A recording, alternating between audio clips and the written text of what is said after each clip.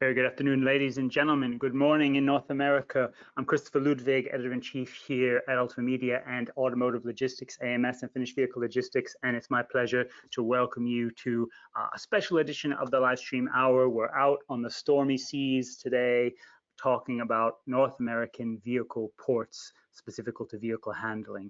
It has indeed been a tumultuous time out on the high seas and on the shores since the pandemic hit, as everybody clearly knows, dealing with the shutdowns, dealing with new measures, dealing with excess inventory, finding extra space, managing new protocols, and all of the many uncertainties that obviously all the industry is facing. This, of course, has hit the port sector in particular, but nonetheless, it has continued to operate throughout the crisis. Almost no operation really shutting down, and has been on the forefront of some innovation. And clearly we've seen lots of investment in technology, in capacity, and in new processes across North America, certainly leading up to the crisis, and we expect and continue to see that, and that's indeed where the focus of our show will be today. So thanks everyone for joining us. We've got a lot of interesting content and data to share with you with some experts today, and I'm really excited to kick us off. So let's talk about what's ahead. Let me just start off by thanking and acknowledging our Festival of Transformation partners who've been with us each week on our weekly live streams and across our coverage of the crisis and in this wider information sharing. C&W Courier Network, a very important premium freight provider in the global automotive industry. HAL, Horizon Auto Logistics, port terminal vehicle processing provider, whose services are certainly very relevant to the show today. It goes very much the same for Inform and IT and software specialists with lots of tools and technology that can help port operations and indeed many other parts of the supply chain. Proactive International, another IT and technology provider in the supply chain management logistics space, particularly in finished vehicles, and Fract Logistics Solutions, whose transport management system for finished vehicles is quite key, and again, a very important technology innovation. I think many would be interested at this time. We also have quite a number of vehicle port partners, North American vehicle port partners today, who I'd like to acknowledge. Again, all of them very relevant to the subject matter, the challenges and indeed opportunities we're going to be discussing today. ICL, an IT service provider in this space. Georgia Ports, which of course runs several important terminals for finished vehicles in the state of Georgia. Trinity Rail, rail car provider. Of course, the rail links are just as important in many ways to ports, vehicle ports, as the shipping lanes in many cases, connecting it to the rest of the supply chain and to the network. Port of New York and New Jersey, one of the largest ports for handling vehicles in the country and indeed in the Northeast. Philiport, Port of Philadelphia, which is investing significantly in recent years in its vehicle terminal and handling capabilities. Port of Vancouver, USA, a key port in the Northwest, certainly on the US side, not to be confused with the northern neighbor, which plays a big role in vehicle logistics. And the Port of Mobile, Alabama State Port Authority, again, a key node in the overall port network. So these are all providers, again, it's worth acknowledging and certainly learning more about, because they are relevant to your business in a big way. I'd like to just again point out to everyone who's been joining us over the past, I think it is now 15 weeks, 4 months or so. This season, this weekly season of live streams will come to an end. All great things must end, but we're going to go out with a bang, and we've got 3 special sessions starting after our live stream episode next week, which you won't want to miss.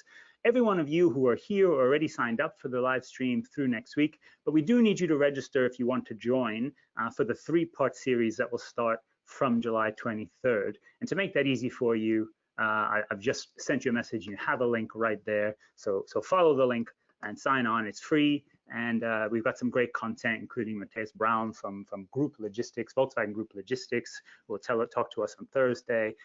BMW Brilliance joining us from China on Tuesday the 28th, and Honda from Mexico joining us on Wednesday the 29th, along with others. So a great finale series. Don't miss that. Sign up and join us then.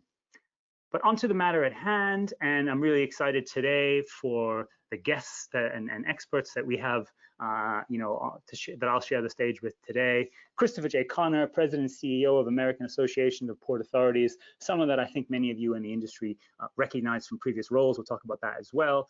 Dan Gossin, consultant for Inform. Again, we'll talk about technology. And my colleague, Marcus Williams, who is a senior content producer for automotive logistics and finished vehicle logistics, and has been covering this sector specifically on the port side in quite some depth and detail, and is going to share some findings and data with you.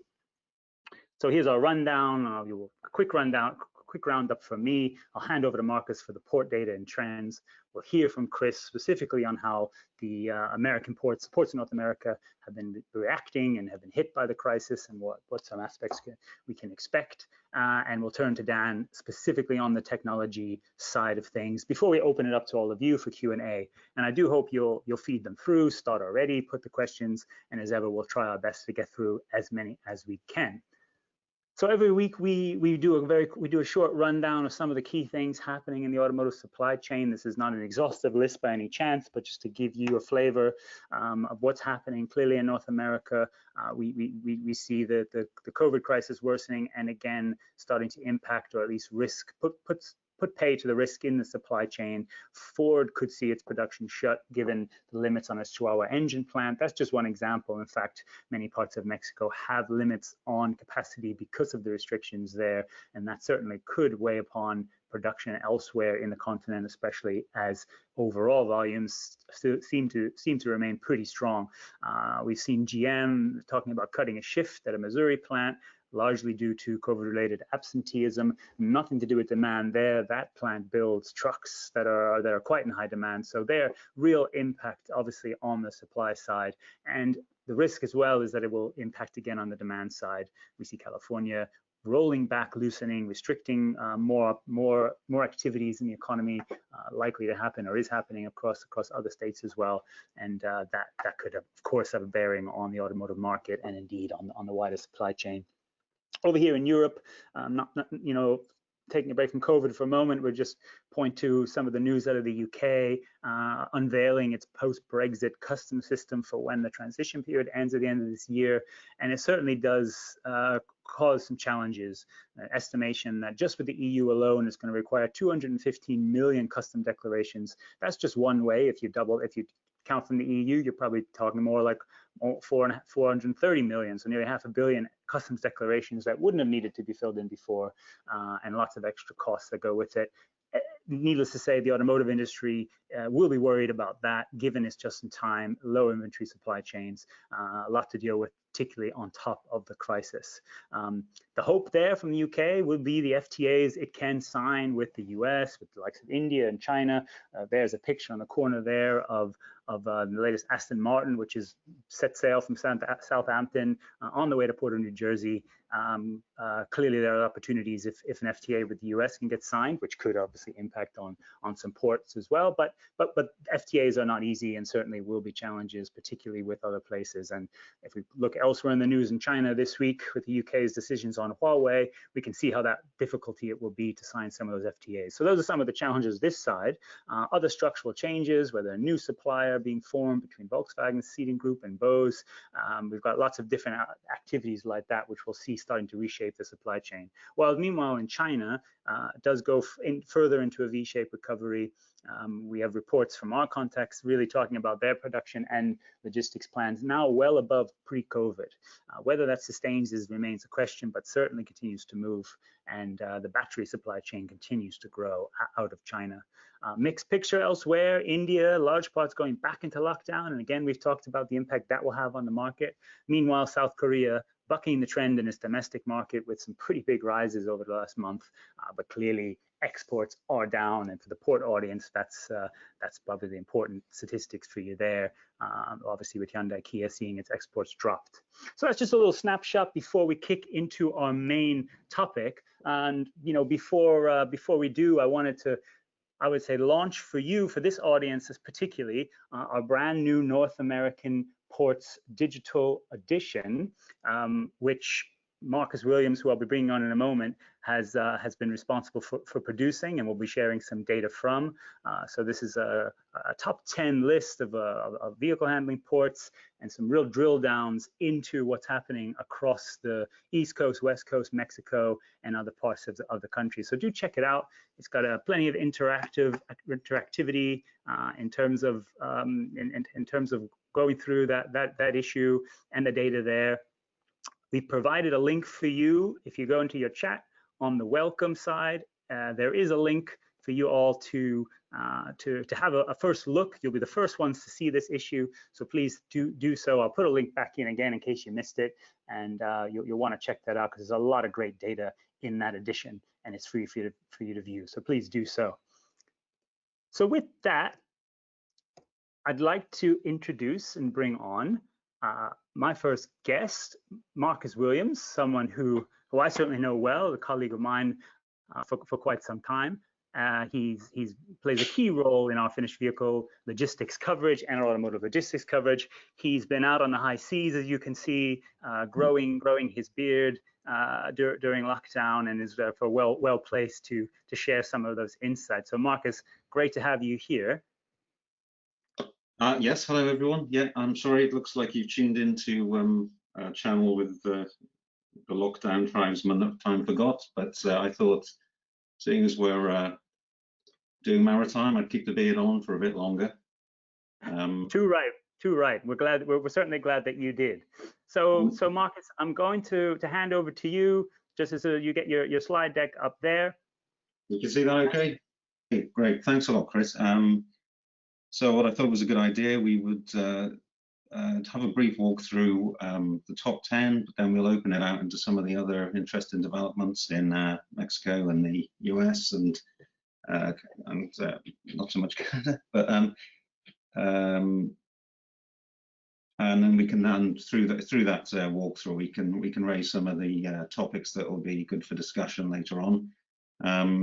One of the main things I think is important this year is the real increase in short sea shipments and how interesting that is for between Mexico and the US. A lot of US ports seeing rises there in 2019.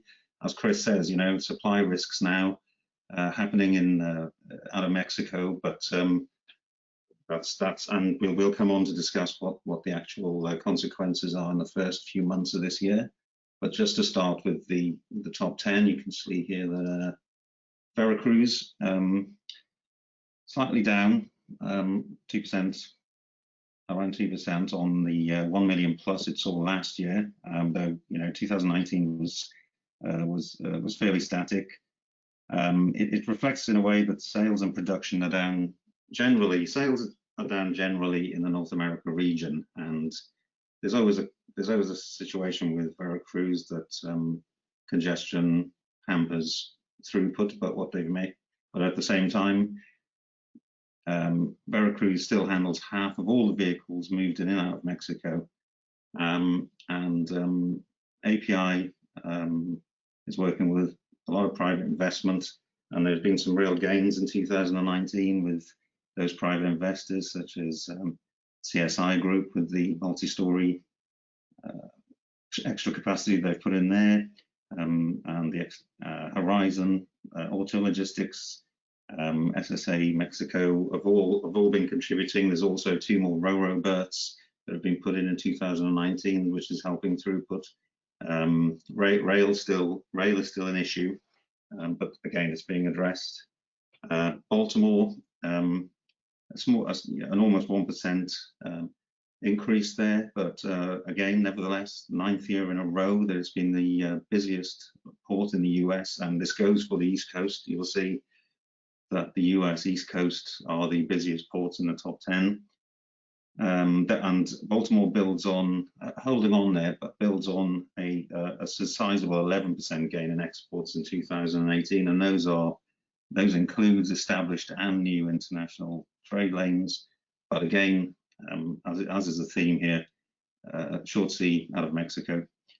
One of the good bits of news about Baltimore is the deal with it's got with TradePoint Atlantic and VW for imports from Europe and Mexico, equal to 120,000 annually. It means capacity has been added at 46 hectares, and there's some interesting digital technology that's put in that perhaps Daniel will talk about in a bit more detail. That comes operational in the autumn. Brunswick and Savannah, you'll see in our new publication that there's a focus on that. That's seen some growth, and fastest growing markets were exports to Australia and New Zealand out of Savannah. And Savannah has been in the past the majority container facility, but it does a lot more car, finished vehicle trade going out of there. Exports to China from Brunswick are also a strong point, plus imports to Brunswick from South Korea. There's also strong trade in exports to Europe from Brunswick, and interestingly, imports to Brunswick from the UK, and we'll see how that pans out as things go on in the UK next year. Notable business last year was with Kia and the Telluride exports to the Middle East, and also GM and Volvo out of Savannah. So those are interesting new developments in 2019. Georgia Ports Authority, which runs those two ports, is one of the good examples where a lot of capacity was added in 2019 through new yards that it's got, but it's also repurchased land that was previously used for other things, which you can read in more detail about in our supplement. Also, another theme for our discussion is combined with the advances in rail connectivity, and this is really a key point for both sides of the US, and that is helping speedier vessel processing. Let's just move on to this way. Going to Jacksonville, another port confident of increasing trade with Mexico. That currently accounts for 15% of overall volume, although that's expected to increase. But there are other significant markets, and they include Germany and Japan, and also exports to Africa and the Middle East. And the Middle East is quite an interesting growth destination for ports in the US. Again, capacity is being added thanks to most recently Ports, one of the terminal operators there, which is developing a 40-acre site to deal with this increase. One thing I didn't mention about Brunswick as well is that Wallenius Wilhelm Solutions is developing a vehicle processing center for Jaguar Land Rover through Brunswick, and that's going to continue to grow because JLR is doing quite well there. At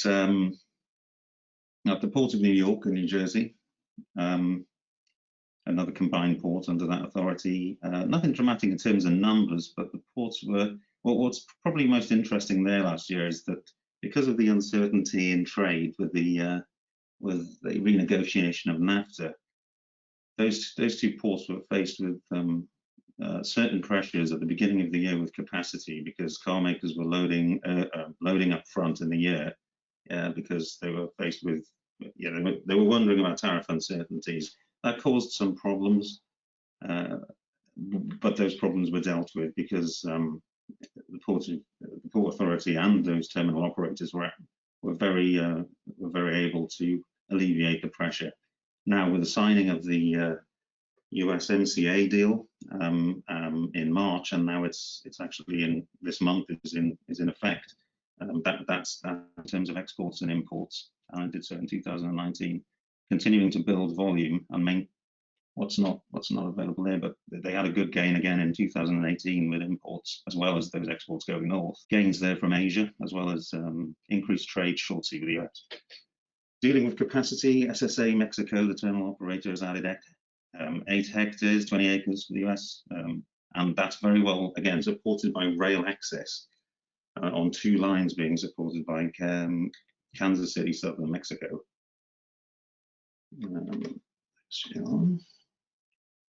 So moving over to the West Coast, and related to some of that business coming out of Lazaro, San Diego is only benefiting from that increased short sea volume coming out of Mexico, singularly imports. And that has helped push up that nearly 9% gain you can see there. The prospects for rail connectivity are improving, and there's some interesting things going on there with the Connector Rail project, which puts the port in touch with rail storage spots at the BNSF National City Yard. And that's part of a bigger development going on to manage capacity and make throughput more efficient with the National City Balance project. That promises to help going into the new year. One great topic point made by the Director of Maritime there, Joel Valenzuela, is that well, one of the issues that's still a problem is the growth in the bigger vehicles, and he was keen to point out that those bigger SUVs, the trend towards bigger SUVs and pickups is affecting dwell time and has been, and they're dealing with that. But what's happening is that it means reduced load factors on both road and rail, and that's always a risk for congestion. But I know that's not a new story, but it was interesting that they decided to point out that that's still an issue. Vancouver, Canada, I will come back in more detail later with, but if there were, you can see from that a slight decline there. Interesting to learn, if we could, whether that was to do with what's interesting in Canada is the growth in volumes being handled through the Vancouver Island facility at Nanaimo. We can talk about that possibly in a bit more detail. Hueneme, again, some healthy gains in short sea imports out of Mexico, and improvements with rail again. It's a consistent theme. They've switched a considerable amount of volume incoming for exports to rail, and of course that's freed up extra capacity for inbound volumes that can now be taken out by rail, and opened up the provision of rail cars a lot more, and they are keen on that. And it's also the first time that Hueneme is handling imported Subaru, so they can be going out a bit faster. The other interesting thing with Hueneme is that they have a 2030 strategic plan, and one of the things that's focusing on is better parking, first point of rest, last point of rest on the actual terminal. And the advances they've made there is really helping throughput. With Portland, further up the coast, again, I'm sorry to be boring, but imports from Mexico with GM were significant, and that has helped those figures. Portland makes the point that it's an interesting point in terms of trade lanes, because fewer Japanese vehicles are being brought in from Japan. Those Japanese customers are coming from Mexico now, and so it's a pretty big change in terms of trade lanes without them losing any business. That it's still coming in, but it's coming from somewhere else for the same customers. What's interesting in terms of figures for that is that over the last year, the value of vehicle shipments from Mexico with those customers through Portland went up nearly 4 times in 2019 to, the value of vehicle imports was about 225 million compared to 62 million in 2018. So just to open it up beyond that top 10, we can see some of the leading ports on the East Coast. As I said, the main ones are there, but perhaps one of the other most significant developments is what's going on with the NORAD facility in Davisville. You can see that's nearly a 20% gain. It's also the 16th year of gain for NORAD at that port. Again, it's driven by last year driven by short sea imports from Mexico. NORAD, the terminal operator, accounts for 95% of vehicle imports through there, and they report that vessel lanes have been adjusting trade to cope with the demand from Mexico, specifically to Davisville, and Davisville is the northernmost port on the US side in Rhode Island. So it's interesting to see that they're choosing those, and you know, for faster delivery to the customers in that region, and Davisville's benefiting from that. What's also interesting at that facility and at a number of others that will come on to discuss, and this is another topic area, is the use of digital technology. They've got a new electronic schedule sharing system, which gives customers real insight into berthing and pickup with the ships coming in, the trucks taking it out. That's made some real that's made the job easier for a lot of people. So we can talk about that in a bit more detail, what they're using there. The other big story on the East Coast, I think everyone's aware of this, is the developments of the Port of Philadelphia. Big story for 2019, setup of that Southport Marine Terminal Complex, $110 million development operated by Globus America. You'll see that we have a focus on Globus America and on that development. It adds to 24,000 vehicle units of storage on 155 acres with a new 10,000 square meter big processing center with its own digital technology, new stuff, the latest stuff. That facility, which opened last year, later on in full operation, still cleared 193,000, but the capacity there is for about 350,000. I mean, if that capacity was reached, then we're looking at Philaports going into the top 10, possibly. On the West Coast, as mentioned, some good examples of increased trade. Capacity management is being great. The West Coast has been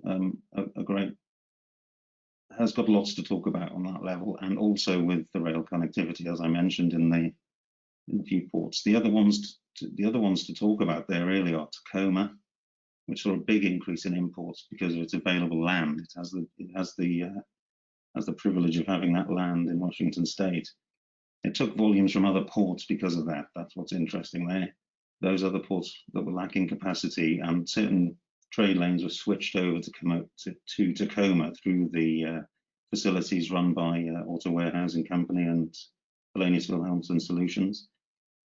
There were redirected volumes from Volvo from Europe, and Tacoma took 25% of the Nissan volumes that were previously going through LA Port. LA Port hangs on to the rest of that volume, but it was significant. They needed to move that, and that's also to do with gaining faster delivery times to the people in the northern parts of the US there out of Washington. As we said, Veracruz hanging on. In terms of Mexico, back down to Mexico.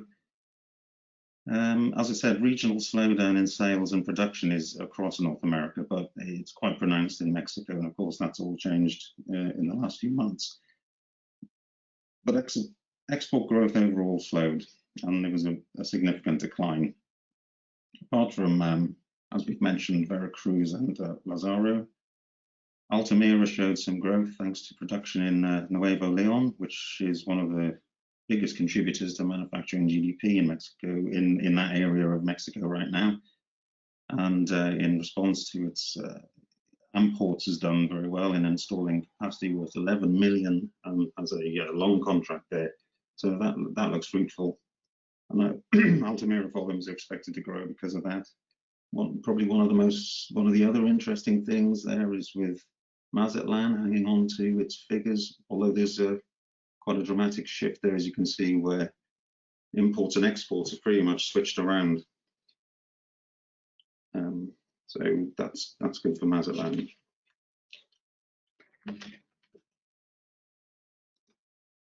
You can see, but we can see here how everything's been affected in the first 4 months of this year. In fact, what happened with the US, and I think what's happened with Mexico, is that after there's been a more sizable impact in May. Some of those figures across the ports aren't available to us, so we've just shown the first 4 months here. But you can see what sort of impact COVID's had on the numbers coming out in total. You can see there.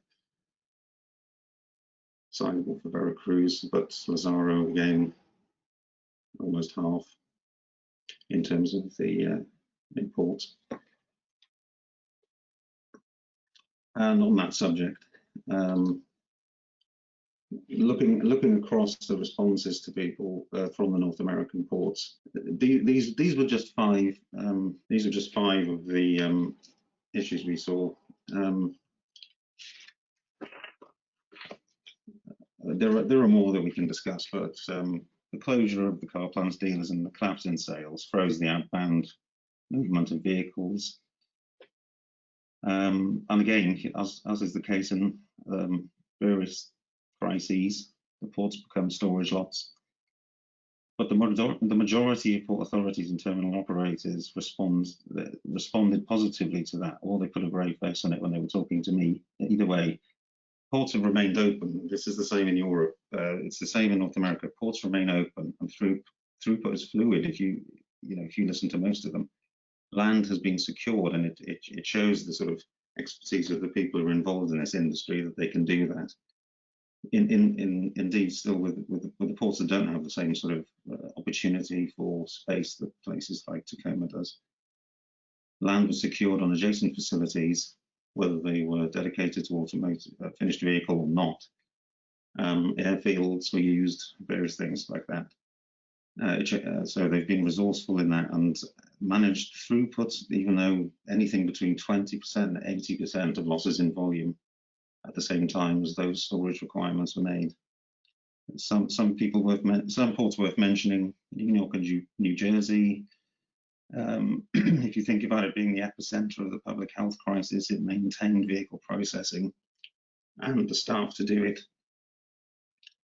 They reported that to be fluid, successfully accommodated the overflows, saw a 25% decline in April, worked with the port towns and the processors. It was a similar story at Jack's Ports, Davisville, Charleston. They've all dealt with it very well. But as I say about the people, you can see there, everyone's been having to work under strict health and safety protocols.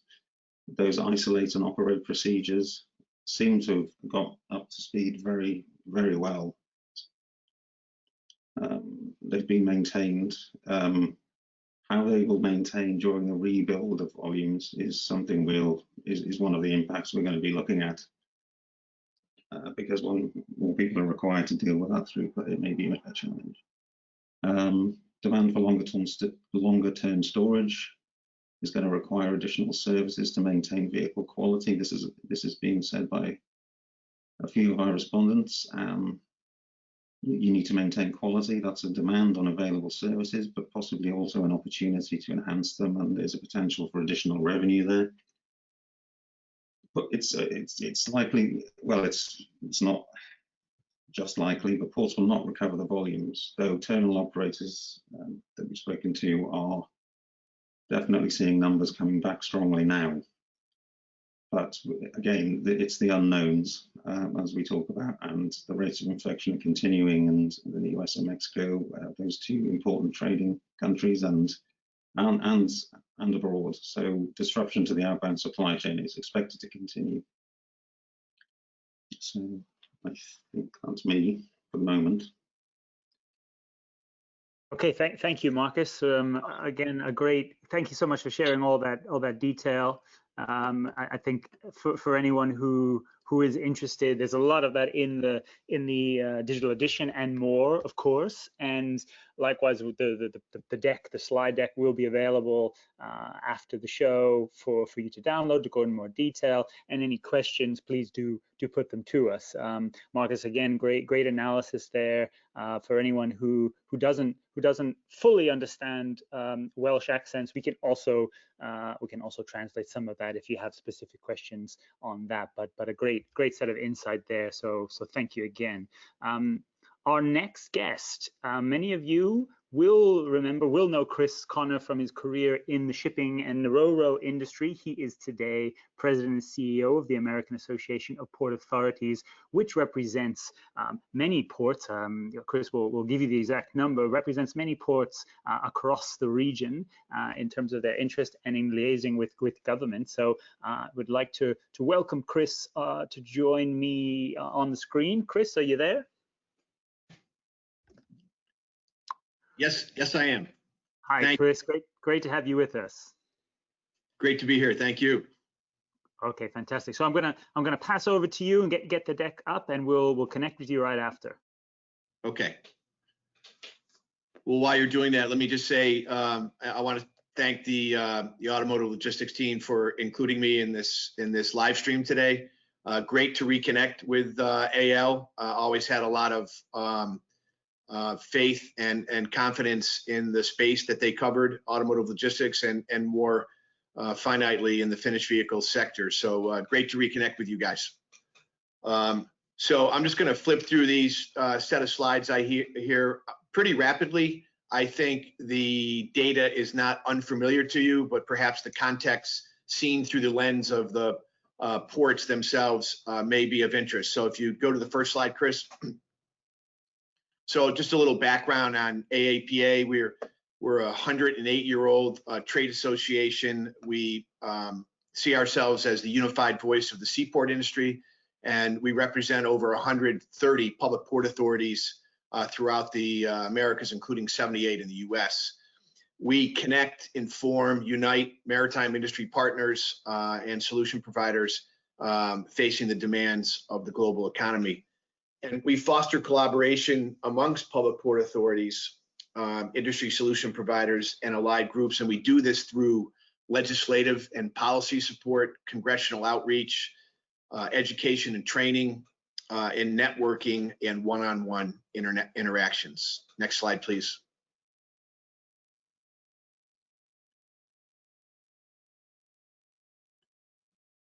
If you could just bring, great.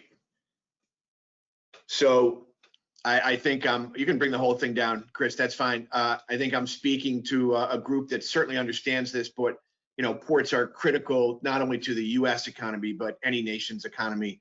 America's seaports are hubs for goods movement and tourism. They handle export and import cargoes, facilitate cruise travel and tourism, create jobs, and support local and national economic growth. Seaports are also critical to national defense. 17 US ports are designated as strategic by the US Department of Defense. In 2018, US public ports cargo and vessel activities accounted for $5.4 trillion in economic activity, roughly 26% of US GDP.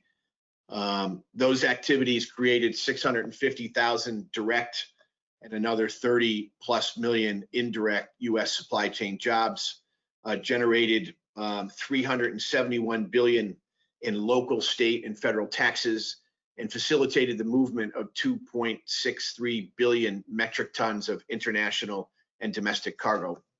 Next slide, please.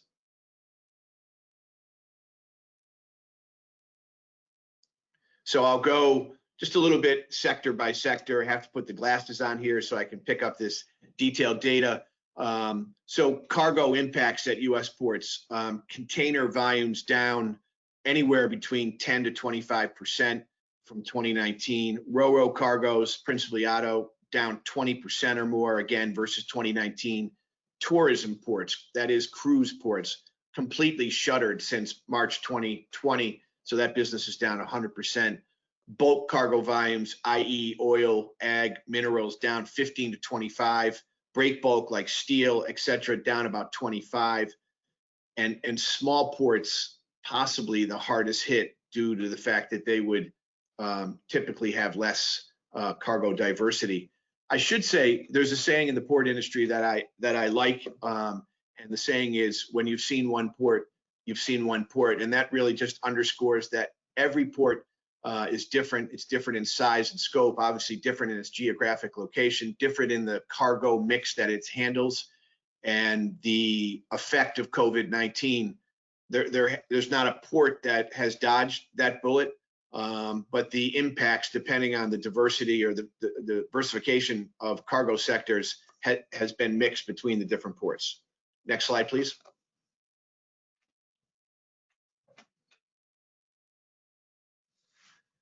So I think one of the obvious things is that, all of us, today's a great example, we're all most likely participating in this live stream from a home location, and we've been able to do that due to the fact that our supply chains are continuing to function, and ports play a critical role in that. but this has come at a high cost. Direct expenses, including the sourcing of PPE, sanitation equipment and supplies, labor overtime, and work from home technologies has been a factor. The PPE element of that was particularly costly early in the pandemic, as everyone was scrambling to get the necessary equipment to keep frontline workers at the port safe. Other indirect expenses include terminal consolidations, productivity declines, which were natural in this kind of change process, increased digitalization of operations, furloughs, and layoffs. Next slide, please. So a little more drill down on container ports. So blank sailings in the second quarter, this is when ships canceled port calls, resulted in roughly $300,000 in lost revenue for ports each time there was a blank sailing or canceled sailing at a U.S. port. Container ports are still experiencing another wave of blank sailings for the third quarter, albeit less so than was experienced in the first and second quarters. Kind of interesting, the largest container ships calls have increased, creating congestion peaks in ship-to-ship activities, in yard activity. So it would appear that perhaps there's a little bit of a move towards almost tramp type activity, and carriers are waiting for enough cargo to fill up their biggest ships and their most efficient ships, and bringing those ships into U.S. ports, which creates obviously a pretty significant imbalance in workflow, as opposed to a liner service operation with a variety of vessel configurations where you spread out the workflow across multiple sailings. Next slide, please.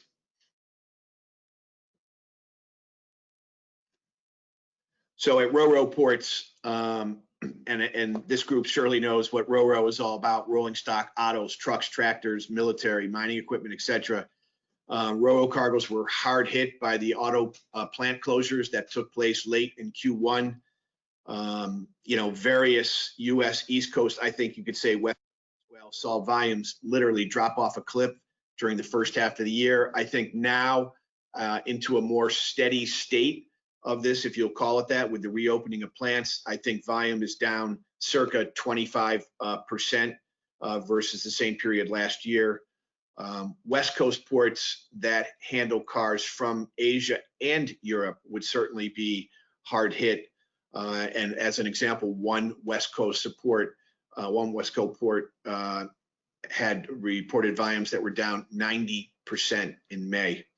Of course, auto plants are now reopening, but the RoRo prospects, as Marcus alluded to in his closing remarks a few minutes ago, are definitely still unclear.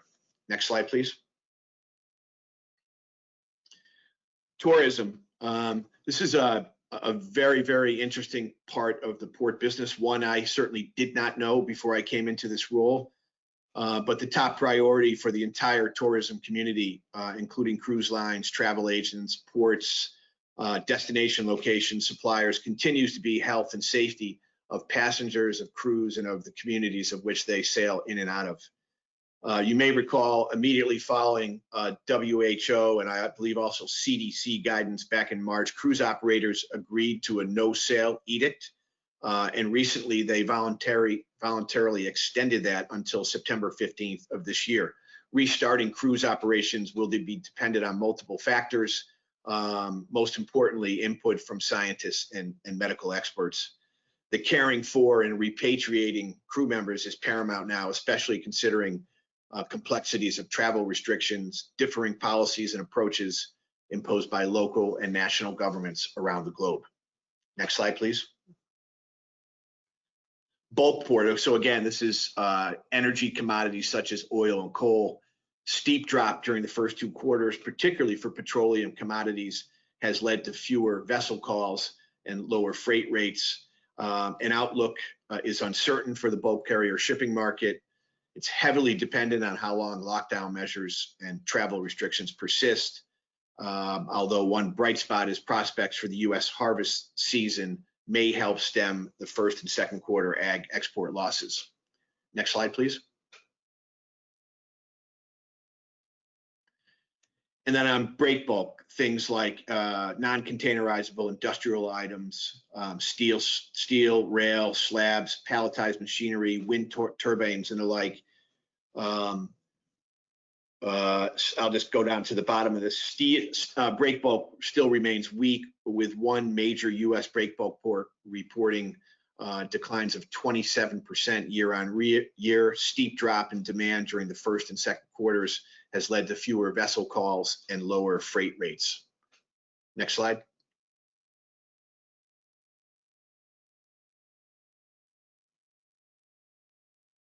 So what is AAPA doing to help? And this is where our association spends a lot of our time. And I've certainly been very active in this, but going back to March of this year, when the pandemic impacts emerged, we mobilized efforts within the association and got feedback from our members to seek federal grants for ports in the immediate term and work to successfully to increase, hopefully, the appropriations from the U.S. Maritime Administration for something called the Port Infrastructure Development Program in the medium term to help support economic recovery. How that works, there's a lot in it. Just a few examples. You know, we write letters. We started with a letter to Secretary Mnuchin, letters to the various congressional committees of jurisdiction outlining ports' needs. We've been running an op-ed media campaign in some of the media markets around the country, New Jersey, Baltimore, the Gulf, the West Coast come to mind in recent weeks where that op-ed has been run. I had an opportunity to testify in front of a House T&I subcommittee where I was able to make the case for maritime-specific COVID-19 assistance.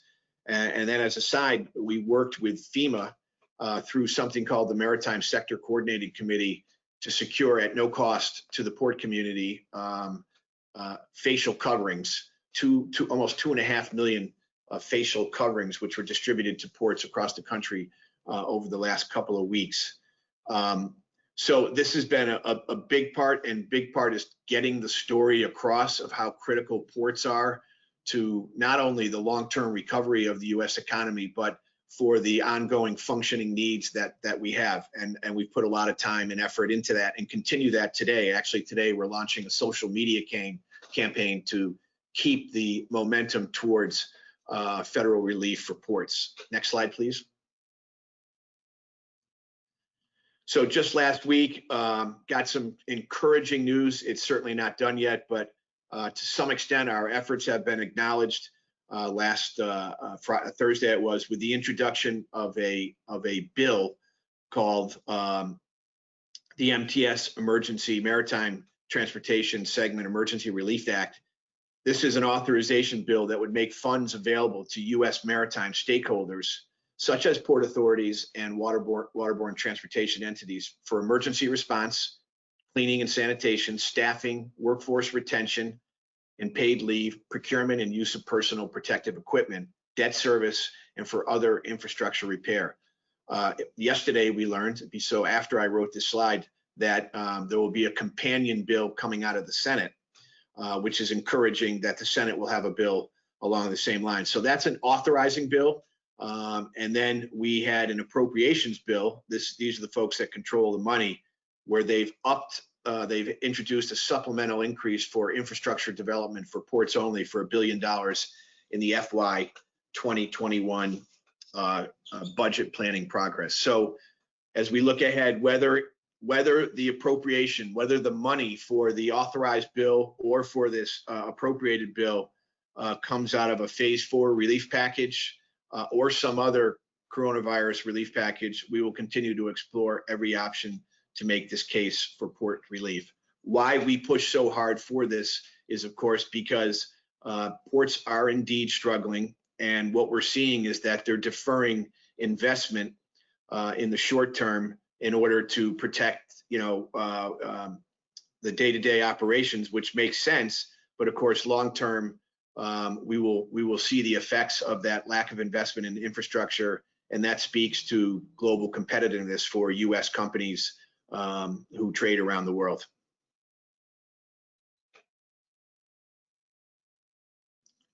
And that's it. Thank you for your time and your attention, and I look forward to the question and answer section later on in this.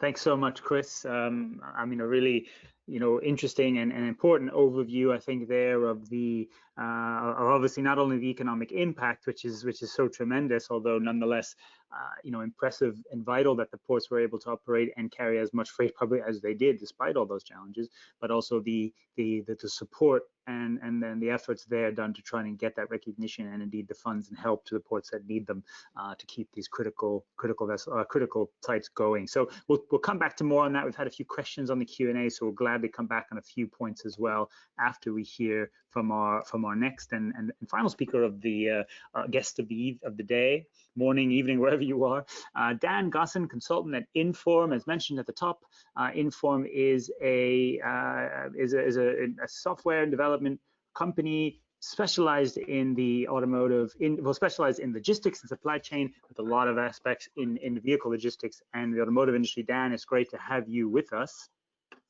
Yeah, thanks, Chris, for the opportunity. That's our pleasure. So I'm going to pop you up here as the presenter, and it's coming over to you in a moment. But obviously we heard a lot from Marcus earlier, and Chris alluded to as well the technology advances that are happening at some of the ports. So looking forward to hearing some of your ideas, not only in the automotive space, but I know Inform has a lot of cross-sector expertise. So looking forward to that. So Dan, over to you. Yeah, absolutely. Thanks for the intro, and like I said, thanks for the opportunity to be able to join this panel.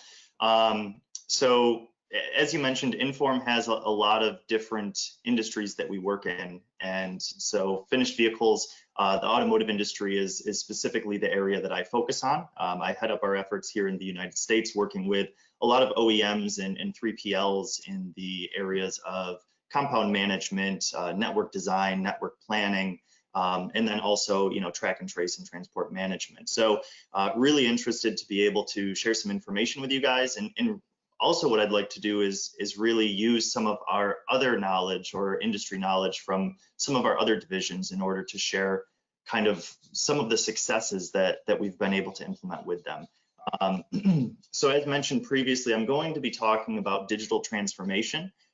For anyone that doesn't know realistically what the gist of digital transformation is, it is that shift from taking manual, kind of rudimentary paper-based products, or not products rather, but processes, and digitalizing them. So putting them onto mobile applications, having connectivity between your workforce, things like this. So if you've been to any of the automotive logistics conferences in the past, you know that these are really hot topics, whether it's telematics, autonomous driving, optimization of processes, things like this. That's really what we're going to be talking about. And in order to realize why we're in a really great space to start implementing digital transformation in the ports in North America, as well as just automotive logistics in general, we kind of have to understand the factors that drive change within business. So what are those major factors? I'd like to highlight two, one being economic. So thanks to automotive logistics for putting out this great graph, but we've known for the past few years that the automotive industry as a whole was going to be kind of plateauing here as far as our annual sales volume for the next few years, and then having another rise as far as the forecasts from a lot of the industry leaders. Coronavirus has obviously taken that plateau and created a bit of a dip. As you can see on the screen, worst case, we're looking at about 70 million in sales this year. Best case, we're not too far off of that original plateau figure. So from an economic standpoint, it might not make sense to say, why are we making investments in technology? Why are we digitalizing some of our processes when we have a downturn, or when we have a bit more risk involved? And realistically, what you have to look at it is it's an opportunity to finally create those efficiencies within your organization. The other major risk that the automotive industry has, and especially our logistics value chain, is that we have changing consumer habits. So a lot of the talk that we have, very common in the presentations at the conferences and things like that, sorry for losing my train of thought, is that we have millennials coming up and the buying habits are constantly changing. So how do we compete with the Amazons or some of the other industries in the world in order to fulfill their needs? So for millennials, they really value convenience and flexibility, and they value personalization, something that the build to stock method in our current logistics chain struggles a little bit with here in the US in order to have highly personalized options very quickly, because on the other end of it, you see that 83% are more likely to make an impulse purchase. So from our aspect, we need to have that product available quickly in order to capitalize on that. Looking out a little bit further, Gen Z, so 1995 to present, they're more than likely going to be buying their vehicles solely online. So the dealership model has to change, and we also have to have the ability to support that, as well as they really value product quality and availability. So again, someone wants to go online, make that purchase, get that white exterior with the beige interior with certain rims and all of these different things, and have that vehicle delivered in a very short time. So the lead times of build to order for a few weeks or a few months is going to really turn off the new buyers in our market. From a business perspective, what does that mean? It means that we have high unpredictability and we have high complexity. So, as far as our management styles, if we have low unpredictability, low complexity, we can do a lot of lean management. If we have high complexity but low unpredictability, build to stock, we can do sophisticated planning. The automotive industry generally lands right between the two. So we love to have lean processes and we like to have really great sophisticated planning. The problem with that is that we're moving towards the upper right of this graph, which is where we really need agile optimization. What does that mean? Agile optimization is basically leveraging technology and leveraging mathematics in order to master complexity. So we need rapid response. So we need to be able to use technology in order to very quickly come up with the best solution. And then we also need interactive control. As far as technology goes, a lot of the topics are around AI. When is AI going to come? How are we going to implement AI? AI is 10 years away, some might say 20. But how can we start incorporating AI technologies today? And more importantly, how can we continue to have interactive control over that? So what we have been able to do is create a hybrid AI platform that takes predictive analytics, machine learning, and also continuous evolution of the product. So all of those really great digital trends that AI brings to the table, and we've been able to marry that up with know-how driven AI. So we would be able to take all of that knowledge that Chris Connor has from working in the ports and having a ton of experience, and be able to have that knowledge be transferred into the system. So various rules or various experiences that only a human might be able to have, that a computer wouldn't be able to see, we can kind of guide the system in order to do that. And then also we can use the humans to validate the optimization. So this hybrid AI model is where we see significant digitalization and significant change within the industry that's not really being capitalized on. It's a product or a concept that's ready to be implemented now, and I really think that today is the time to jump on that. Like I said at the start, I really wanted to also focus on how are other industries implementing some of these concepts or ideas. So as I mentioned, we work in a lot of other industries, one of them being aviation. Ports is kind of in the name of airports, so I figured why not throw that in there. And I wanted to highlight some use cases of digital transformation and the application of hybrid AI that we've been able to do in air travel. Inform is an extremely strong company in the aviation industry. We have, I would say, 90% of all US domestic carriers using one of our products. Most of them use multiple products from us. And we do everything from baggage handling to managing the flight crews to all of the above and below wing service planning. So basically all of that very intricate planning that needs to happen exactly at the right time and is extremely complex, we manage that through optimization and through our technologies. So one big area that I see that the aviation industry has really done a great job in implementing technology is the use of mobile applications. So from a vehicle side, yes, we do have handhelds out in the ports. Realistically, a lot of the handhelds we're seeing are the dedicated scanners that are $2,500 or so dollars a piece, and we're not really putting them in the hands of each and every person. In a more connected world, what the aviation industry has been able to do is write applications that work off of iPhones or iPads or Android devices, which lowers that cost down to about $200 to $300, which is much more feasible in order to completely roll out those devices to your workers. So what we've been able to do in that industry is by tapping into those devices, we can quickly dispatch flight crews from their original flight to their next connection. And during that time, if there's any form of delay or disruption, and we need to reshift one of the flight crews from flight A to flight B, we can identify based on proximity to the disrupted flight or disrupted gate, what the best flight crew would be. So that takes into account seniority, various certifications. So are they able to work this flight or not? Are they certified on that plane? And then we quickly dispatch them in order to minimize walking time.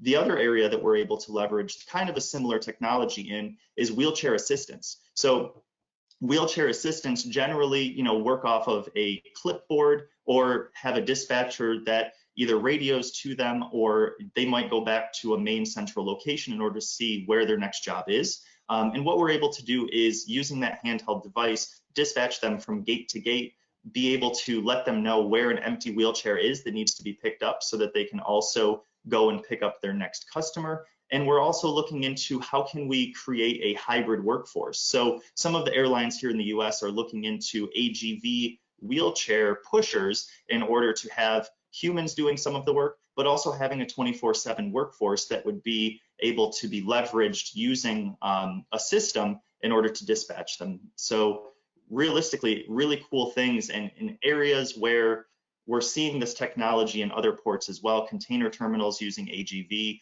And when we get to the topic of autonomous vehicles in the automotive industry, same kind of concepts, right? How do we manage those autonomous units?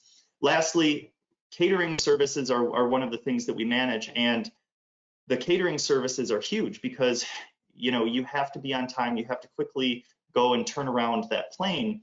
And what we're able to do is not only dispatch those catering services to the right gate, to the right plane, making sure that they have all of the correct inventory on board, but we're also able to tap into the telematics of the vehicle itself in order to feed data based on position. So making sure that if John says that he's at gate A1, he really is there with that unit. And also tapping into the telematics for the actual box and to see if it's lifted or not. So if a worker uses their mobile application to start a job, we collect those KPIs, and then we also collect the telematics to confirm, yes, the gate was lifted, or the box rather, and it took 15 minutes from box lift to box drop, and it matches with what was captured via the handheld.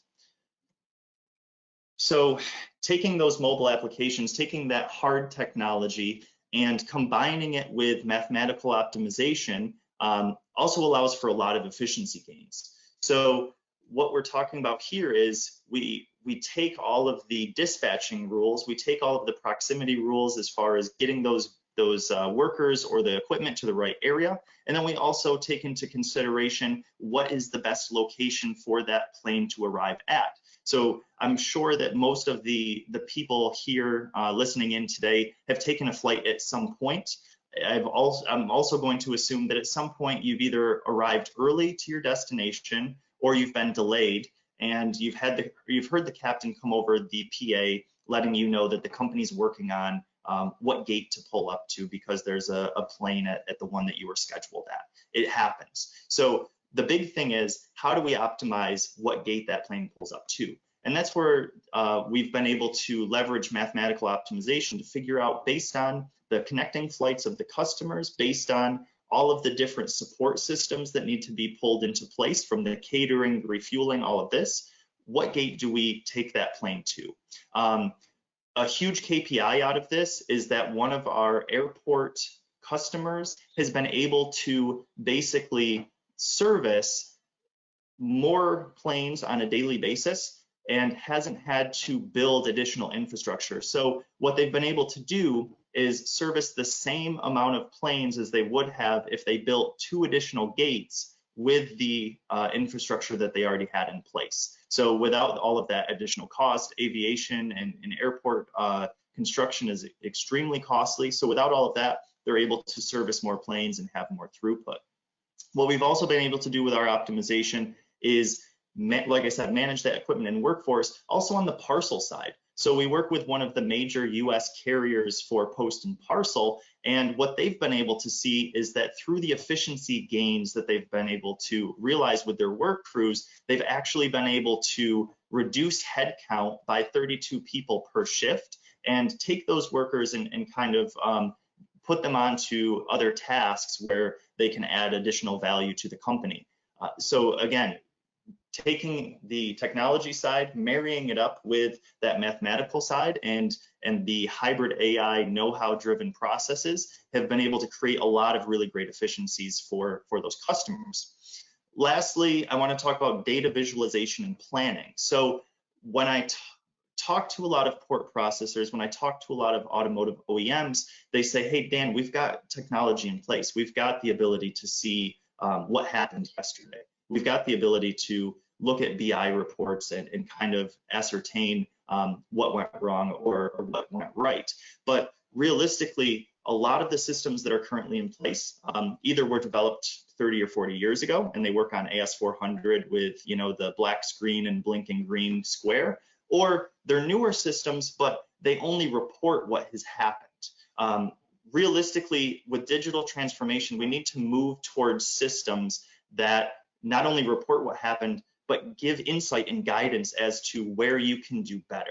So what we've been able to put into place for the airline industry is we actually have an executive dashboard that these airline executives on a daily basis can go into the war room, work together on, and see current KPIs based on what's happening and quickly enact changes to the plan. So by going into this dashboard and either resetting values as far as goals or, you know, giving feedback on, hey, we're falling behind here, we need to move things up or we need to reorganize the crews, that feedback gets pushed down to the managers immediately and they're able to enact that, as well as the system can give feedback as far as highlighting some areas where they might be able to have some additional efficiency on the daily plan. Also, what our solutions are able to do, or just in general, let's just talk about digital transformation and this hybrid AI optimization topic, not necessarily just Inform, but by taking strategic planning and marrying that up with real-time execution and having a constant feedback loop throughout the day, what you're able to do is have continuous improvement. So it's not good enough anymore to be able to pull your data from the last week and kind of sit down and try to figure out, you know, all right, what did we do great? You need to be able to make those changes immediately, especially in today's environment when we have those changing needs from the consumer side. So that's really, really huge. And then also having that accurate breakdown and evaluation of your plan versus actual allows you to have better decision making. And the system allows you to kind of, it guides you for that decision making process. So going from the aviation industry into the automotive industry, all of the solutions and all of the areas that you see on the screen currently have hybrid AI deployed in them. We have customers around the globe that are using these solutions, that are realizing efficiency gains with them. And we also have a lot of the topics that we discussed in aviation in place for the automotive industry today. So from a mobile application basis, you know, a lot of companies are trying to move off of paper processes. They're trying to digitize. We've been able to create a really great damage inspection app that not only allows you to create a damage for the vehicle and capture photos and capture the signature of the inspector, but also pulls up all of the relevant information on that vehicle if you scan the VIN. So if I'm a damage inspector, I don't need to go through and call back and say, hey, I found a damage on this vehicle, has it already been reported? You can already see what's been reported, what's been fixed, and if it's a new damage, you can go ahead and report that damage immediately. From a vehicle processing center execution standpoint, we're also able to manage the workers to be able to show all of the various work that needs to be done on that vehicle, as well as the various work that needs to be done by that specific installer or technician. Through that, they're also able to see how much time they're granted for that job, what has been finished, and what's upcoming. And then we can also feed parts data into the solution as well. So therefore, before they even start, they can confirm, I have all the parts I need, or I need to go over to the warehouse area and get the parts that are required or that are missing. And then lastly, from a driver management standpoint, the reason that Lyft and Uber have done so well is that they don't have a central dispatching point like a taxi system that says, yeah, I'll have a driver there in 45 minutes or an hour. They're coming from across town. So what they do is they match you based on proximity to the best driver to get to where you're going. And then immediately when they drop you off, they match you with the next ride. So what we're able to do with driver management and dispatch, as well as workforce optimization, is match that driver to the best car. So once they move a car from A to B, they're able to get out of the car at spot B and be quickly directed to a car that maybe is only 100 yards away that needs to be moved from B to C. So by creating those round trip loops, you're able to really boost efficiency and boost what those workers are able to do. From the optimization side, again, we're really heavy in that, and it's not just, you know, saying I'm right-handed, so I'm going to put my coffee cup on the right side of my computer, and wow, I've optimized my process. It's mathematical optimization that has been highly researched and combined with our operations research background. Parking optimization, you know, I think we're going to be talking a lot about capacity constraints in space. Parking optimization is huge, and I'd love to be able to share some numbers with you guys. I'll kind of save it to the Q&A because I think we might touch on it, but it's huge for spatial constraints, as well as just looking at infrastructure development versus optimizing the parking and the various costs that are associated with that. Workforce management, I touched on quickly with the driver app, but by taking the drivers out of the shuttle buses, we've actually been able to realize with our customers that every driver can move about 50% more cars on a daily basis just by using that application and using the optimization methodology. And then lastly, network optimization. We usually look at that from a strategic standpoint of, I want to develop my entire truck network for North America, or I want to develop my rail network. But what we can also look at is, you know, with the coronavirus, I'm not going to be able to ship to dealers. Where do I have offsites that are going to maximize my efficiency? Or where can I put these cars that are coming in on the vessels, and how can I store them in order to limit my exposure to risk and to high costs? And then from a data visualization and planning standpoint, you know, that's huge. Being able to look at your real-time data, being able to compare it to scenarios. So again, if I have my dealer shut down and I put some cars at this offsite, what is going to be my cost impact versus this other offsite? So being able to run various scenarios and finding your best fit is going to be massive, not only just for port processors, but also for OEMs. And then lastly, VPC schedule optimization. It falls in our optimizer area, but it also really falls in our planning area. Being able to plan those workers on a minute basis is absolutely paramount. No more cherry picking, no more having uncertainty as far as if you're going to have to run overtime or not. And especially one of the biggest complaints that I've seen working with ports, you know, from the East Coast to the West Coast and everywhere in between, is that the VPC is a fluid situation that has fixed planning. So every OEM is going to be calling up on a daily basis to say to the VPC manager or scheduler, these 50 cars are now hot cars, we need them processed today. So how do you make that decision of what 50 cars do I bump out? Or if I keep a few technicians over, how much overtime will I have to pay to be able to balance that cost? Our VPC scheduler automatically does that. It automatically optimizes the plan, and it will let you know we can either bump these 50 cars to tomorrow and they'll still meet their ETA, or we can go ahead and keep 3 technicians over by an hour and we'll be able to be all set and we'll be on plan. So data, you know, this whole digital transformation, hybrid AI is going to be increasingly important. And I'd really like to leave you guys with this quote from Kim Stevenson, CIO of Intel, that we're only at the very, very beginning of the next generation of computing. and that every industry leader will be the ones that transform first. It doesn't matter what industry we're talking about.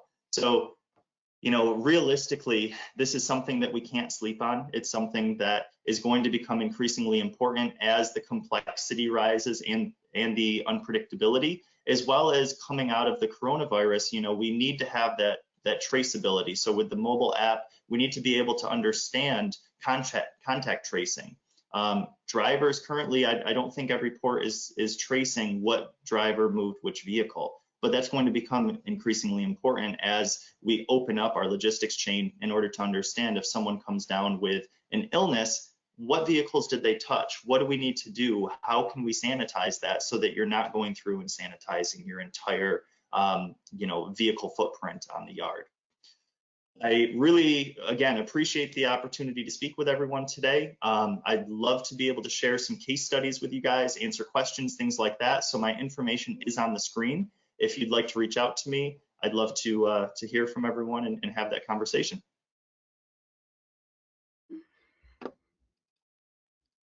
Okay, thank you very much, Dan. Fantastic insight there. Obviously, critical topic on digital transformation there, and you outlined it in a really fascinating way, and we have lots of great comments. I am afraid that we're out of time now, though. We this virtual platform is a bit like a room that gets booked, and we actually have something that we have to move along for now. So I'm afraid that we're not going to have time for any Q&A, but we've had some questions through, and we will. What we'll do is collect those questions and do our best to put them to the panel and accumulate some answers from those. And certainly we will share those or find a way to show them, because clearly there was a lot of great output here. And you know, you have some further questions which we would like to address. And there were some regions that people wanted to know more about, like the Gulf. Horizon Auto Logistics pointing out that there's some key operations there as well. So there's lots to go through, and we'll follow up on that. Get in touch with us and with the panel, and we'll have more on it. So thanks again to Chris Connor, thanks to Marcus Williams, thank you, Dan, great insight there. Thank you to our partners, Proact International, Frac Logistics Solutions, CNW Courier Network, HAL, Horizon Auto Logistics, Inform, and to our port partners today, Philiport, Port of Philadelphia, Port of Vancouver, USA, the Port of Mobile, Alabama State Port Authority, ICL, Georgia Ports, Trinity Rail, and the Port of New York and New Jersey. Again, more information for them on our websites, plenty to dig into further, and we look forward to sharing more. Tune in next week when we have our startup focus with Ineos, who's just launched the Grenadier, so you won't want to miss that. We'll be talking about startup supply chains, and then we kick off our finale the day after, as mentioned. There you see the lineup quickly. Matthias Brown from Volkswagen, we'll have Michael Tien from BMW Brilliance on the Tuesday, the week after, and more. Sorry, that's an out-of-date slide, but we have Honda there on the Wednesday as well, and looking ahead to our virtual conference in September. So keep with us, there's a lot to come. Get in touch with us if you have more questions. Don't stop now. Please do register for the season finale and keep up in time for a virtual conference. Thanks again to everyone. Thanks to our panelists for all the input, and to our audience. So have a great day and stay safe. Thank you, Chris. Thank you. Thanks, Chris. Thanks.